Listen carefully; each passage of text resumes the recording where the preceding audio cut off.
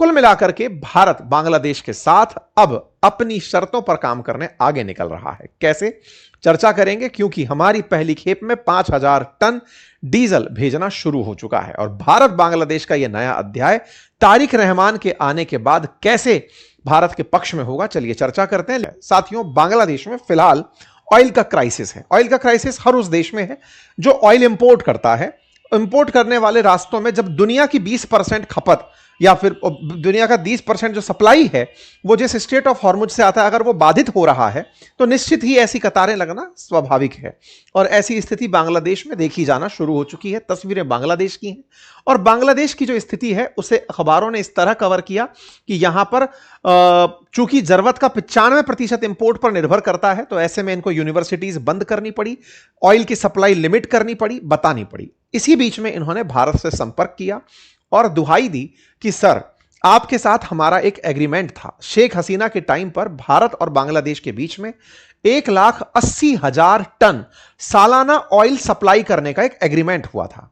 Sir, पिछले साल जब सरकार के अंदर मोहम्मद यूनुस बैठे हुए थे, उनके द्वारा जिस तरह भारत विरोधी बयान दिए जा रहे थे, भारत ने वो एग्रीमेंट तोड़ दिया था। लेकिन सर, अब फिर से रिश्ते बहाल किए जा सकते हैं, तो कृपया फिर से बहाल करें। और वो जो एग्रीमेंट शेख हसीना करके गई थी, जिसको कभी बांग्लादेश ने बांग्लादेश विरोधी करार दे दिया था, ये जो जमातीय आए थे, ये जो छात्र नेता आए थे, जो पाकिस्तानी आए थे बांग्लादेश में, उन्होंने इस एग्रीमेंट को ही पूरी तरह बांग्लादेश विरोधी करार दे दिया था।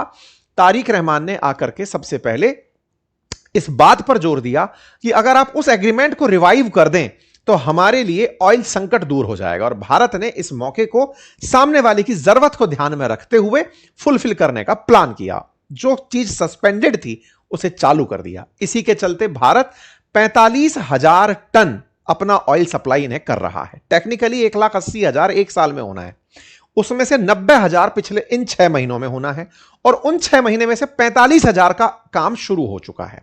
कहां से जाएगा? तो साहब, पाइपलाइन के माध्यम से भारत बांग्लादेश को डीजल सप्लाई करने जा रहा है। अब ये पाइपलाइन कहां से कहां जाएगी, इसकी चर्चा करते हैं।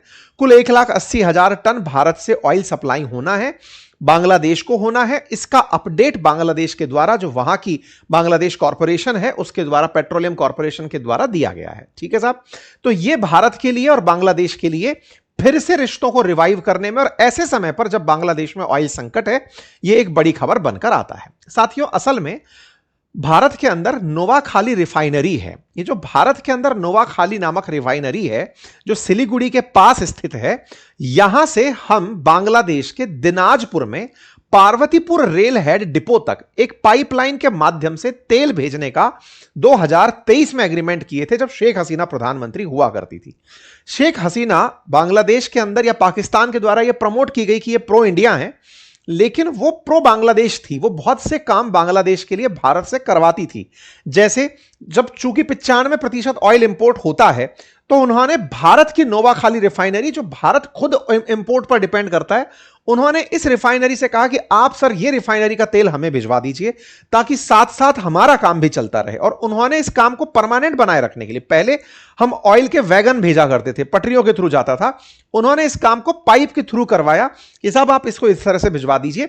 एक प्रॉपर 131.57 किलोमीटर की पाइपलाइन डली, जिसमें भारत के अंदर 5 किलोमीटर ही डली थी और बांग्लादेश में 126.57 किलोमीटर की पाइपलाइन के थ्रू डीजल सप्लाई होने की बात की गई थी। ठीक है, ये पूरी की पूरी जो क्षमता थी, ये बांग्लादेश के लिए भारत की तरफ से मदद थी। भारत इसके बदले पैसे कमाता था, भाई भारत को तेल बेचना था। लेकिन भारत को तेल बेचना जरूरत नहीं है, भारत खुद इंपोर्टर है, तो हम इंपोर्ट करके इनको बेच पाते हैं। इसके पीछे का कारण यह है कि हम Bharat already straight of Hormuz के बहुत नजदीक है, हम अपनी उधर की जरूरतों को उधर से पूरा कर ले रहे हैं। बांग्लादेश को अगर तेल परचेज करना है तो उसे पूरा इंडियन ओशियन घूम करके फिर अपने यहां ट्रक टेम्पर मंगाने होंगे। अगर बांग्लादेश को तेल चाहिए तो स्ट्रेट ऑफ हॉर्मुज से आने वाला तेल बहुत लंबे समय में आके पहुंचेगा, जरूरतों की पूर्ति लेट होगी। तो भारत ने यह कहा कि हम चूंकि स्ट्रेट ऑफ हॉर्मुज से तेल मंगाकर अपनी आवश्यकताओं की पूर्ति करते हैं, आपके लिए हम तेल हमारी जो आसाम के अंदर रिफाइनरीज हैं वहां से सप्लाई कर देते हैं। और वहां से हमने इनको सप्लाई करना शुरू किया। ये उन दिनों की तस्वीरें हैं जब पहली बार एग्रीमेंट 18 में हुआ, 23 में जब ये चालू हुआ, उस समय भारत बांग्लादेश फ्रेंडशिप पाइपलाइन इसको नाम दिया गया। और भारत ने यह काम बांग्लादेश के हित में किया था और बांग्लादेश की सरकार ने उस समय इसे काफी सराहना की थी। लेकिन सरकारें बदली, या फिर कहिए कि जब शेख हसीना भारत आई तो इस पाइपलाइन को ही भारत विरोधी बता दिया गया, तो भारत ने सप्लाई को रोक दिया था। लेकिन जब से तारिक रहमान आए हैं तो उन्होंने आते ही इस पाइपलाइन को चालू करवाया कि साहब पहले तो वो ऑयल भेजिए ताकि हमारे यहां का संकट मिटे। संकट मिटने से होगा यह कि बांग्लादेश को असल में यह पता चलेगा कि भारत उनकी कितनी बड़ी जरूरत है, और तारिक रहमान के चलते यह काम अब अच्छे से हो पा रहा है। यही कारण है कि शेख हसीना की पार्टी के जो नेता हैं, जैसे कि मतलब जो आवामी लीग के जो नेता हैं, अब वो कह रहे हैं कि हां जी, पहले आप ही लोग थे जो भारत से तेल लेने को बांग्लादेश विरोधी करार देते थे, और आज आप लोग ही खुद से तेल लेना शुरू कर दिए हैं। इसका मैसेज क्या है? मतलब आवामी लीग के लोग अब मैसेज कर पा रहे हैं। इसका मतलब यह है कि आवामी लीग अब धीरे धीरे रिवाइव होने लगेगी। बीएनपी जब बांग्लादेश में सत्ता कर रही है तो उसके अपोजिशन में आवामी लीग अभी नहीं तो 5 साल बाद, 10 साल बाद फिर से पार्टी के रूप में बचकर वापस आएगी। लेकिन अगर जमातिये आ गए होते, या फिर ये जो छात्र नेता थे जो प्रोपोगेटेड थे या प्रमोटेड थे, अगर इन लोगों का राज रहा होता तो ये लोग भारत के विरोध में हर वो संभव प्रयास करते जो देश की स्थिरता के लिए बड़ा हानिकारक होता। फिलहाल के लिए ये दोस्ती जो दोबारा से बहाल हो रही है, जिसे पहले सही बताया जाता था, अब फिर से उसी ट्रस्ट को दोबारा गेन किया जा रहा है, यह खबर अब बनने लगी। हालांकि इस बात का भारत में काफी विरोध भी है। काफी लोगों का कहना है कि बांग्लादेश में जो माहौल रहा, जिस तरह से मोहम्मद यूनुस के समय पर स्थितियां रही, उसके बावजूद भी आप कैसे दे सकते हैं? तो भाई साहब, बात यह है कि भारत मोहम्मद यूनुस से पहले भी शेख हसीना के समय पर बहुत मदद करता था। ये तो बीच में पाकिस्तान एंट्री मार गया था।